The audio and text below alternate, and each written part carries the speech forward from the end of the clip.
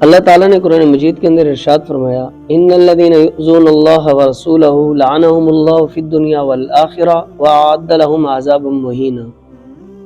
اللہ فرماتے ہیں کہ جو اللہ کو اور اللہ کے رسول کو تکلیف دیتا ہے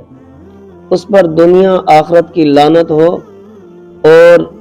آخرت میں اللہ تعالیٰ نے اس کے لیے رسوا کر دینے والا عذاب تیار کر رکھا ہے۔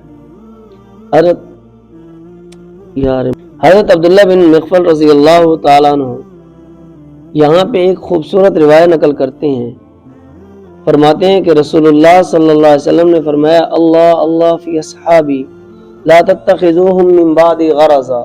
فمن احبهم فبحبی احبهم ومن ابغضهم فببغضی ابغضهم، کہ اللہ سے ڈرو میرے صحابہ کے بارے میں، اللہ سے ڈرو میرے صحابہ کے بارے میں، کہ میرے بعد، میرے دنیا سے چلے جانے کے بعد میرے صحابہ کو تنقید کا نشانہ نہ بنانا۔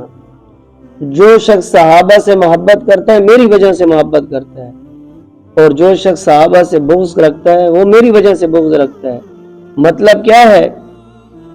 کہ جس کو صحابہ سے پیار ہے کہ اس کو نبی سے پیار ہوگا، اور جس کو صحابہ سے بغض ہے پکی بات ہے کہ وہ نبی سے بھی بغض رکھتا ہے۔ اس لیے میرے بھائی،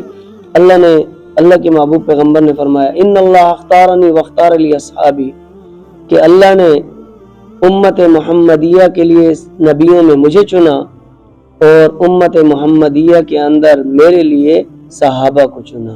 اس لیے صحابہ کی جماعت مقدس جماعت ہے، اس کا احترام کیا جائے۔